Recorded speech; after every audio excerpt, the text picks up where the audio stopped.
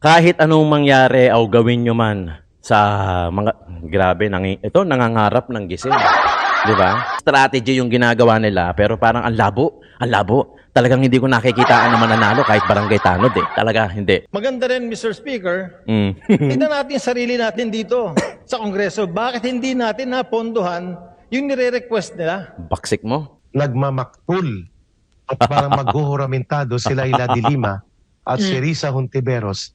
Wala naman siyang Diba? epekto sa akin, no? Nag-iisip lang ako kung ano yung epekto nung delay doon sa kaso. Pero iiwan na natin yan sa mga lawyers namin, sa defense impeachment lawyers, para pag-isipan kung anong posibleng Di kami natatakot sa katotohanan. Boses ng masa aming pinapakinggan. Jomalon TV, isu ng bayan. Ating pag-usapan. Tunay na balita, walang kinakampihan. Sumasalamin sa katotohanan lamang, para sa mamamayan. Totoo ang laban, hindi puro drama, di rin chismisan. Lahat ng tanong may klarong kasagutan. Kasama ka dito sa diskusyon, boses mo may halaga sa solusyon. Laging alerto, mapagmatsyag, truth ang hanap. Di kami natitinag, walang palusot, walang dayaan. Tunay ang serbisyo, diretsong usapan. Jomalon TV, issue ng bayan. Ating pag-usapan. Tunay na balita, walang kinakampihan. Sumasalamin sa katotohanan lamang, para sa mamamayan. Totoo ang laban, walang kulay, walang kampi. Balita, talakayan, katotohanan, para sa bayan. Alright, what's up mga kayon? Welcome back pa rin syempre dito lang sa Joe Malone TV para sa programa natin na Issue ng Bayan. Ating pag-usapan today sa June 4, araw ng Wednesday, Baklaran Day sa Pilipinas. Kaya naman magandang umaga, hapon o gabi sa inyo lahat.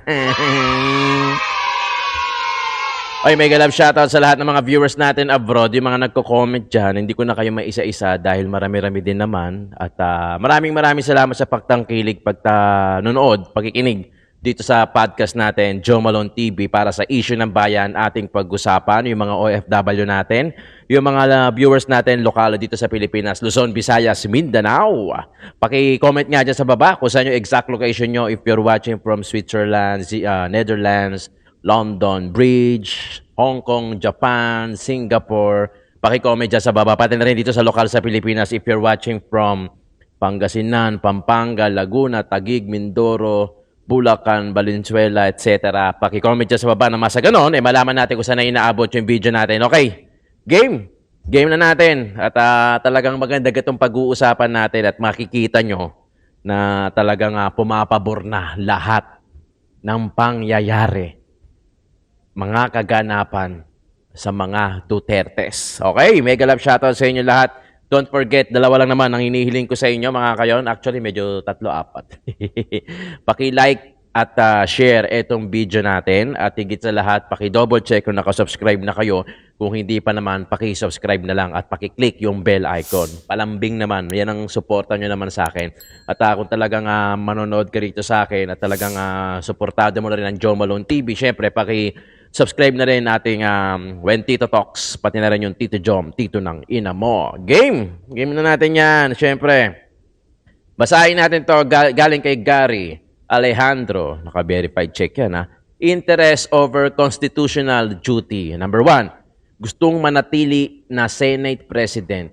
So, kailangan ni Cheese ang Duterte Block na numero ang pagbabasura sa impeachment process could be part of the bargain. O, pwede nga nakikipag-bargain daw si Cheese Escudero dahil gusto niya manatili as Senate President sa 20th Congress. Kaya kailangan niya ang makabayan, ang Duterte Block, di ba? Number 2, gustong ma-endorse sa admin candidate bilang presidente sa 2028. Kaya maneuver siya to place the power that takot ata si BBM sa impeachment ni Sara. Reminder lang kay Cheese, kung tatakbo ka man sa 2028, bibitayin ka ng taong bayan at dyan ako agree. Super agree. You know why? Alam mo si Cheese, marami ako naririnig na nababasa mga comment dyan na kesyo namamangka sa dalawang ilog, kesyo pera-pera daw ang labanan according to them. Hanggang sa pa ngayon, talagang hindi natin makakuha kung ano talaga taste nito ni Cheese Escudero, kung ito ba ay maka-Duterte o makatama o makakaliwa o makakanan o makagagancho, di ba? Hindi natin alam kasi ang hirap hulihin pero kayo, alam ko, mas alam niyo yung mas alam niyo yung history diyan kay Cheese Escudero. Paki-comment niya dyan sa baba sa tingin niyo, pero nevertheless di ba? Hindi ka na magiging bilang din, di ba? Hindi ka na magiging bilang din sa aming mga Duterte, ikaw, Cheese Escudero. Pag pinaligtas niya si Sara at tatakbo ito sa pagka-presidente sa 2028, akala ni Cheese mananalo siya? I don't think so. Hindi pa ipinapanganak. Sa totoo lang, ang mga tatalo sa mga Duterte, lalong-lalo na kay BP Inday Sara, isama mo na si Pulong, isama mo na si Bastea, hanggang sa kaduluduluhan, hanggang kay Kitty Duterte. I don't think merong isa dyan na tatayo at tatalunin ng mga Duterte. Wala, unless magkakadayaan talaga. Di ba? Akala ba ni BBM at kapanalig niya na di sila habulin at ikulong si Sara pag ito'y naging presidente? Aside from accountability, public duty, at political survival, personal din nila ang nakataya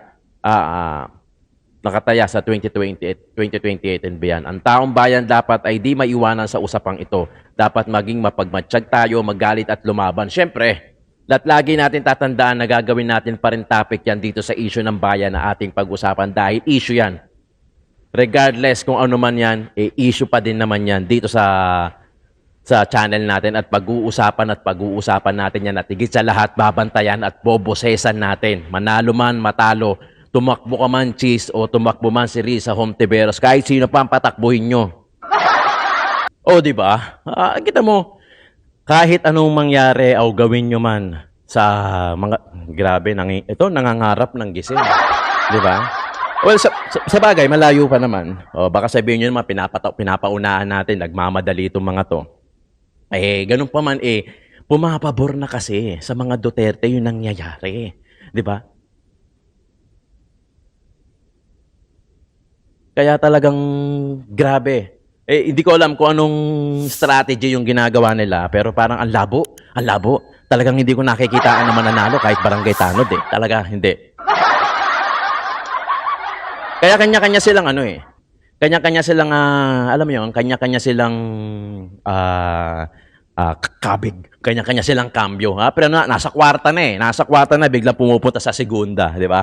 Pumupunta sa segunda, okay, pumupunta sa neutral, yan. Nangangapa kung itutuloy ba nila yung kambyo nila na kwarta papuntang sista o magmiminor sila papunta sa segunda, okay? Di ba? Panoorin natin kung paano. Ito yung sinasabi natin na kung bakit bumabaligtad na lahat ng pangyayari at pumapabor na sa mga Dutertes. Panoorin natin Richard Gomez kung paano niya banatan si Tamba, kung paano niya banatan sila BBM o ang administrasyon. Dahil ito, panoorin natin. Hayaan na natin na si Richard Gomez ang magpaliwanag sa inyo. We will have to ask the committee secretary to please prepare all the requests of DPWH with regards to San Juanico at the start of 19th Congress. Because as reported, every year, every budget year, nire-request nila yon. Baka kung sakaling hindi na ibigay yun, baka tayo yung nag-remiss. Baka nakalimutan lang natin. Baka hindi natin nakita na talagang kailangan palang ponduhan ang pagpapaayos ng San Juanico Bridge, Mr. Speaker. So, part of his resolution, we ask that all records of requests coming from DPWH, ilabas po natin. Hearing the privileged speech of Congressman Jude Isidre. Tangina yung title. Pagpapaayos ng San Juanico Bridge na kalimutan pondo ng Congress. Yun ang joke. Diba? Yun ang joke. You know, I was once a part of the RDC 8 when I was mayor of Ormoc City. And on a yearly basis, all the problems na kinakailangan natin na ponduhan kung mayroong problema, ito ay laging tinitake up sa RDC. So yung mga regional offices, kung anong kailangan nila, inire-report po yun. I just feel bad that parang pinagbibintangan natin dito ngayon na meron neglect ang DPWH. Because in the last RDC, Mr. Speaker, it was brought up that every year, DPWH will report kung ano yung kailangan ayusin sa atin. And also, andun lagi ang San Juanico Bridge. It is in the RDC report, if we will take a look at it, Mr. Speaker. So in this investigation that you want to happen, I don't know kung matutuloy pa to this coming week or pagpasok na natin ng 20th Congress, they will tell you na every year, never sila nagka-remiss sa pag-report, sa pagsabi na ang San Juanico Bridge, kinakailangan ng i-retrofit, kailangan ng repair, kailangan ng annual maintenance. Yes, national yan eh. National road yan. Hindi yan basta problema lang ng lokal. Problema din yan ng national. Dahil yung mga bridges na yan, syempre, national yan. Although nakatayo yan sa mga lokal, let's say, kusama nakatayo yung San Juanico Bridge, lokal man yan, pero syempre, ang may handle yan, national. Siguro, maganda rin, Mr. Speaker, tignan natin sarili natin dito sa Kongreso. Bakit hindi natin napondohan yung nire-request nila? Baksik mo. Hanga ako Why sa'yo. I'm speaking here today is because yung problema ng San Juanico, that is 110 kilometers away from Ormoc City, nararamdaman din namin yan. Ngayon lang kami nagkakaroon ng pila ng truck sa loob ng Ormoc City. And when they stay in Ormoc City, we don't have ready restrooms for them. Saan sila nagdudumi? Sa tabi-tabi. It is also affecting the health and cleanliness of our city in Ormoc. So in this coming investigation, Congressman Asidre, please take note that the RDC report, every year, merong nire-report na merong pangangailangan ang DPWH with regards to maintenance, repair, and annual checkup of the San Juanico Bridge.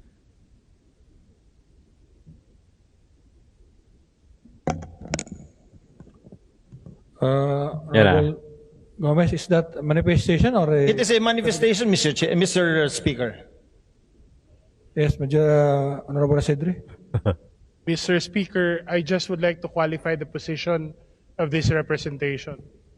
We have no arguments, and we agree that for the longest time we have been asking funding, even not only for the repair of the San Juanico Bridge, but including the construction of a second San Juanico Bridge, considering that we have already seen the wear and tear and the life of the structure itself. However, the position of this representation with regards to the privileged speech is about having to impose the restriction, the load restriction, the San Juanico Bridge without prior preparation and without prior notice to the concerned stakeholders. For the record, as I mentioned in my privileged speech, we are not against the rehabilitation. In fact, we welcome it. In fact, for the longest time, we've been asking for it. But the problem with the current situation is that Walang pondo. the announcement was made on the same day the restriction took effect.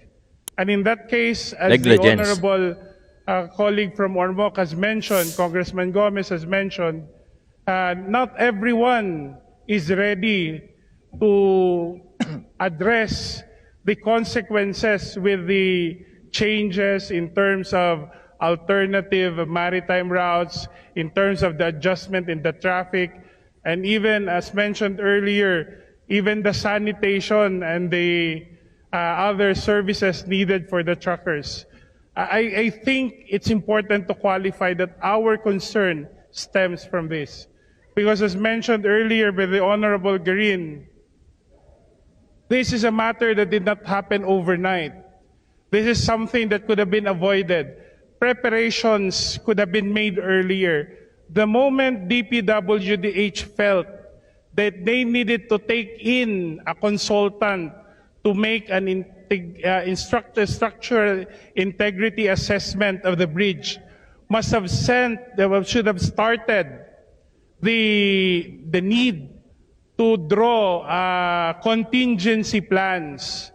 It Patay. should have already Plano na naman. beckon DPWH to consider the worst scenario so that in case a situation would have been recommended that would warrant the restrictions on the bridge, then there would be a minimal disruption to the movements of goods and peoples as well as services from the islands of Leyte to Samar. We are one with the Honorable Gomez in saying that this has been a long concern of the region, having been part also of the Advisory Council of the Regional Development Council of the region. We've worked also closely in recommending funding for the second San Juanico Bridge. There is no question about that. Our concern for this matter is that this situation where we find ourselves in, wherein there was little or there was not inadequate preparation given prior to the closure or the imposition of load restrictions on the San Juanico Bridge, could have been done better. And it's important that we put this in mind because it could happen somewhere else under similar, even worse circumstances. So it's important that before such decisions of such magnitude are taken, there could have been proper coordination with the Yun. different stakeholders. Ang dapat. Mr.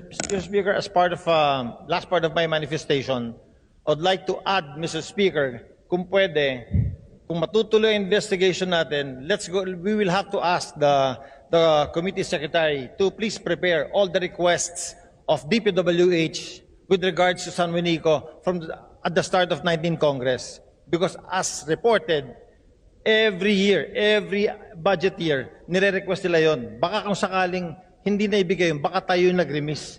Baka nakalimutan lang natin. Baka hindi natin nakita na talagang kailangan palang ponduhan ang pagpapaayos ng San Juanico Bridge, Mr. Speaker. So, in part of his resolution, we ask that all records of requests coming from DPWH, ilabas po natin. Thank you. Yan, oh. Thank you, Honorable Congressman Gomez. Side. Ang alam mo kung ano mahirap dyan, puro sila nangyari. As much as possible sana, yung prevention sana ang dapat i-anticipate, no? I-anticipate ng gobyerno na wag na yung nangyari na eh. Pagka nangyari na dyan, syempre ang magagawa na lang dyan is solusyonan. Pero ang dapat kasi, prevention. I-anticipate na natin yung baka wala ba nag-check ng mga tulay? Di ba? I-anticipate na natin na mangyayari yung ganyan. Nang sa ganon, yung prevention, mai-apply natin. Di ba? Ma-check natin. Di ba? Kung sabihin man natin, allegedly, na nakalimutan pondohan. Sige, sabihin na natin na nakalimutan pondohan. Negligence part pa rin yan eh. Di ba? Kasi bili mo, bakit nakalimutan pondohan? Those are national bridges. So, porket ba walang problema yung bridges na yan habang buhay na yan, kahit hindi na natin pansinin, hindi na yan magkakaroon ng problema. Di ba? Kita nyo? Ito yung, we need like Richard Gomez sa Kongreso. Yung mga matatapang na alam mo ang priority, taong bayan. Hindi pang sariling kapakanan, pang sariling posisyon, power, o pera man yan. Di ba? We need like more of Richard Gomez, 'di ba? Sa Kongreso, sa Senado, yung mga matatapang, yung talagang ipagtatanggol ang taong bayan, hindi yung mananahimik sa isang tabi na parang aso, nasusunod-susunod sa kanilang amo. Lalong-lalo na kung mali, 'di ba? Kung tama, okay lang sumunod. Kasi tama eh. Kung taong bayan ang priority ng isang leader, ng isang liderato, then the rest should follow. Pero kung mali na, naliligaw na ng landas ang isang liderato, dapat kumontra din yung mga nasa baba. Hindi porkit yan ng leader, hindi lahat ng leader sinusunod, lalong-lalo na pagkamali. O lalong-lalo na pagka naliligaw ng landas. When we need to stand up for the right thing, then we need to start doing it now. Diba? Gawin na natin ngayon. No? Panoorin natin itong susunod na video Di natin. matanggap ni Laila de Lima at Senadora Risa Hontiveros See? ang pagpapaliban ng Senado sa articles of impeachment laban kay Vice President Sara Duterte. Dahilan kung bakit ito pinatutsadahan ng dating NTF-ELCAC spokesperson at isang dating kadre. Si Franco Baranda sa buong detalye. Iginiit ni ML Party List Representative-elect Leila de Atatat Lima na eh. na dapat ituloy ng Senado ang impeachment trial ni Vice President Sara Duterte. Ang nasabing issue ay ikinabahala rin ni Senate Deputy Minority Leader Risa Hontiveros. Hindi na bago yan. Siyempre, magkatutulungan yan, di ba? Dahil dito, di mapigilang tawanan ng mga program host ng Bigwas ng Agila ang reaksyon ni De Lima at Hontiveros. Nagmamaktul at parang maghuhuramentado si Laila de Lima at si Risa Hontiveros dahil parang maibabasura pa ang chapsoy at pansit canton na impeachment complaint sa Senado. Sabi nila, na, niluluto daw ito dahil natatakot ang mga senador sa mga Duterte. Samantala para naman kay Dr. Lorin Badoy, dating tagapagsalita ng National Task Force to End Local Communist Armed Conflict o NTF-ELCAC, ambisyoso kung ituring nito sina Hontiveros at De Lima dahil sa track record ng mga ito na hindi naman daw katanggap-tanggap sa taong bayan. Correct. What I find interesting and funny is people like De Lima and Risa Hontiveros showing their political ambitions, no, na hindi naman sila mahal ng Pilipino, pero nakakatawa kasi sino maboboto sa mga ito para maging president? Dagdag pa ni Ka Eric, ginamit ng CPP, NPA, NDF na makinarya ang dalawang opisyal ng pamahalaan na si Hontiveros at De Lima para magkaroon ng lehitimong issue na magagamit bilang propaganda para makapag-recruit ang makakaliwang grupo. Without the propaganda, CPP, NPA, NDF will become irrelevant. So they cannot recruit. So without the propaganda capitalizing on Sara Duterte's impeachment trial, si De Lima at si Hontiveros walang saysay, walang gimmick, walang drama. So they want to play in the gimmick and drama to become center stage at the expense ng pagpapahiya at pag-iinsulto, pangbabalasubas laban kay Sara Duterte. Ipinunto rin ni Ka Eric na matutunghayan ang bloodbath na sinasabi ni Vice President Sara Duterte sa panggigipit ng mga opisyal ng gobyerno sa bise dahil hindi raw ito yuyuko. Kumpiyansa naman daw ang bise na kakampi nito ang taong bayan. Yan na. Para sa Totoo. Diyos at Pilipinas kumahal, Franco Totoo. Baranda, SMNI News. Di ba? Yan na ang nangyayari. Di ba? Bumabaliktad na lahat. Akala na kasi nila noon, okay na eh. Magigisa nila sa sariling mantika si VP Inday Sara. What they didn't know, na talagang ang strategy talaga, no? Hindi lang strategy. Kasi naniniwala kasi yung mga iba na bukod sa totoong tao, sila VP Inday Sara at mga Duterte, kailangan nila to. Kailangan nila to kasi talagang yung iba dyan magre-re-elect ng 2028. Yung iba dyan tatakbo sa 2028. Tignan mo naman yung difference. Tignan mo naman yung ginawa ni VP Inday Sara. 'Di ba? Ilan yung mga pinatahimik niya, 'di ba? Sila Kimbo, sila Castro, sila Abante, 'di ba? Mga hindi na si Dan Fernandez, hindi na nanalo, 'di ba? Hindi na nanalo. Eh how much more ngayon 2028? Ngayon, marami nang magbibigay ng kanya-kanyang kuro about sa 2028, about sa impeachment trial. O marami nagsasabi na talagang hindi na matutuloy. Kaya yun, nagkakandara pa. Nagmamaktol na sila De Lima, sila Risa Hontiveros. Remember, may mga issue na si Risa Hontiveros ay may planong tumakbo sa 2028. So hindi naman niya sinasarado yung pagkakataon, pero binibigyan niya ng pagkakataon na pwedeng posibleng mangyari.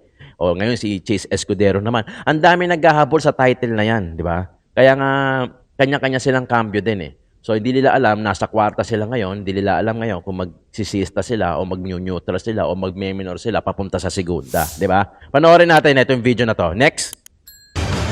Tumangging magbigay ng pahayag si Vice President Sara Duterte kaugnay sa alok na pakikipag-ayos ni Pangulong Ferdinand Marcos Jr. sa pamilya Duterte. Ayon kay VP Sara, may mas mahalagang issue na dapat pagtuunan ng pansin ang administrasyon. Yun ang si Jason tama. Rubrico sa detalye ng balita. Yun ang dapat na iniisip. Sa gitna ng lumalalim na tensyon sa pagitan ng palasyo at ng pamilya Duterte, muling ipinamalas ni Vice President Sara Duterte ang kanyang prinsipyo at malasakit sa taong bayan. Sa halip kasi na sagutin ang alok na pagkakasundo ni Pangulong Marcos Jr., ay mas pinili niyang ituon ang atensyon sa tunay na hinaing ng sambayanan at yun ay ang pagtugon sa mga problemang mas nangangailangan ng aksyon kaysa personal na alitan. Nakakita mo yung political will, Una-una, no? Hindi na muna siguro ako magsalita about reconciliation dahil hindi naman mahalaga siguro ang mga personal na problema ng mga tao, no? Ang Politiko. mas mahalaga is Taong bayan. yung taong bayan Yes. at yung bayan natin. Sa kabila ng pag-amin na may sentimento ang publiko hinggil sa alitan ng dalawang kampo, iginiit ng Vice Presidente sa ikalawang media conference sa The Hague, Netherlands na hindi ito ang dapat pinagtutuunan ng pansin lalo na ng pamahalaan. That is the sentiment of the millions of Filipinos, not in the Philippines but worldwide, no? That is their sentiment. But my stand is, whatever personal grudges that we have, whatever personal problems that we have with each other is not really important. What is important is that the administration focus on the problems that we see every day in our country. We want a better life, better Philippines for everyone. And that's the job of the president, that is the work of government, and we want them to focus on that. And as I said, personal problems are so tiny in the universe of Philippines. Samantala, nang tanungin hinggil sa resulta ng pinakahuling SWS survey kung saan 88% ng mga respondent ang nagsabing mahalagang harapin ni Vice President Duterte ang impeachment at sagutin ang mga alegasyon laban sa kanya, nagpahayag ng pagsang-ayon ang pangalawang Pangulo. Oo, I totally agree. Kasama ako dyan sa 88% na yan na nagsasabi at ako ay parang thankful sa opportunity na malinis yung pangalan ko at masagot yung mga akusasyon sa akin. Kaugnay nito ay napagdesisyonan ng Senado na ilipat sa June 11 ang pagsisimula ng impeachment hearing. Yari. Matatandaang nakatakda sana sa Hunyo 2 ang presentasyon ng Articles of Impeachment. Impeachment. Pero ipinagpaliban ito dahil sa dami ng kailangang unahing trabaho sa Senado. Para kay VP Sara, wala itong personal na epekto sa kanya. Ngunit aminado siyang pinag-iisipan nila ang maaaring epekto ng naturang delay sa kaso. Wala naman siyang Diba? epekto sa akin, no? Nag-iisip lang ako kung ano yung epekto ng delay doon sa kaso. Pero iiwan na natin yan sa mga lawyers namin, sa defense impeachment lawyers, para pag-isipan kung anong posibleng epekto nun sa kaso kung meron man. Para sa Diyos at sa Pilipinas kung mahal, ako si Jason Rubrico, SM9 News. Kita nyo kung gaano kagaling. Tingnan nyo kung gaano kagaling yung group of lawyers o behind, kung ano yung nasa likod nila BP Inday Sara. Even yung pagka-delay, iniisipan nila kung meron epekto o baka mamaya strategy. Walang masama doon. Walang masama doon. Kasi nakakapagtaka lang din, di ba? Medyo pabor naman sa atin kung ma-delay-delay tayo, especially, kasi lagi ko sinasabi, tayo kasi observation di ba? Tayo kasi na-obserbahan natin, nalalaman natin, pero hindi detalyado. So sila, even though the delay was there, pinag-iisipan nila kung ano yung epekto. Baka mamaya, sinasadyang ma-delay, o talagang may pina-priority lang na dapat mauna. Di ba kasi sinasabi ng iba, parang bakit pa daw i-delay? Importante din naman daw yung impeachment. So parang ganun di ba? Sa part nila BP Inday Sara, syempre hindi lang yun yung pinag-iisipan nila na okay, ma-delay pabor sa atin. Pero iniisip din nila, no, bakit na-delay? Baka may epekto yan. Baka mayroong ibang atake na gagawin dyan. Tama lang naman. Tama lang naman na maging ganun sila. Kasi syempre, every move is count Kumbaga, lahat ng galaw ng kalaban. At walang masama doon, kailangan mapag-aralan nila yung depensa, di ba? O crossover man yan, kumbaga sa basketball, papasa man yung bola, titira man yan, o pe-fake lang, di ba? O magta-time out. Gaya ngayon, nag-time out nga, di ba? Nangyari, nag-time out, na-delay, so June 11 na. Ang presentation ng article for impeachment, tapos ata yung oath-taking yan. Maraming dapat pag-isipan, maraming dapat isipin, maigi. Pero tingnan mo naman kung gaano na kung gaano pumapabor kay VP Inday Sara lahat. 'Di ba? Lahat. Medyo okay na nga sila eh. Okay na nga sila. Ang pinaplano ng mga nasa ibang bansa kung paano mapauwi sa Tatay Digong, ang pinaplano naman nila rito kung paano nila mapoprotektahan si VP Inday Sara diyan sa impeachment na yan. Ito na kasi yung exciting part eh. Ang exciting part kasi, etong June saka July. So kung June, mangyayari ang impeachment trial o July magi-start yung trial mismo, eh ito na yung pinaka-exciting part. At alam ko naman, handang-handa sila VP Inday Sara dyan, pati na rin yung grupo nila. Sa atin naman, patuloy pa rin ang pag-uusap natin, paghihimay-himay dito sa issue ng bayan. Pero ako, sa akin personally, nakikita ko na talagang kahit ano man nakikita ko na hindi na uusad yung impeachment. Pero maganda na rin na umusad na mailatag ni VP Inday Sara lahat, na mapahiya na kung sino yung mapapahiya. Sumabit na yung mga pangalan na dapat sumabit, na nananahimik tapos biglang sasabit. Kumbaga lahat na ilabas. Nang malaman din natin, total mag-2028, magkakaroon na eleksyon. Malaman din natin kung sino talaga yung mga nakorap talaga. Nang sa ganun, hindi na natin din ipagpapatuloy sa 2028. Diba? Sayang lang, dahil may mga iilan sa mga Duterte na gusto natin pumasok na hindi makapasok. Dahil alam natin, makakapagbigay talaga sila ng magandang political views o talaga magtatrabaho yan, gaya nila Attorney Vic Rodriguez, sila Attorney Raul, lahat, si Hinlo, lahat yan makakapagbigay. Pero sa 2028, feeling ko lalaban ulit yan. That time, kasama nila si VP Inday Sara mismo as candidate, di ba? Sa pagka-presidente. Yun na yun. Grabe. Ito na yung pinakahihintay natin na talagang pumapabor na dito sa mga Duterte yung mga nangyayari ngayon. Kaya talagang hindi natin to tatantanan. Araw-araw tayo nag-upload twice a day para sa mga issue ng bayan. Paki-comment nga dyan sa baba. Meron din kasi ako naiisip na mga iilan na pwede tayong bumaba sa field sa lokal. Kung trip nyo din yan, yung mga interview sa mga congressman, sa mga mayor. Kung trip nyo nga dyan, paki-comment nga dyan sa baba. Nang sa ganun hindi lang podcast yung magawa natin dito. Meron din tayong ibang, alam mo yun, na sa field naman, sa ground. Basta anything na lahat na issue na pwede natin pag-usapan syempre sa podcast natin. Tapos yung mga current events, yung mga live updates sa Maynila, sa Pilipinas, paki-comment dyan sa baba kung gusto nyo. Titirahin din natin yan, okay? Issue ng bayan nating pag-usapan, Joe Malone TV.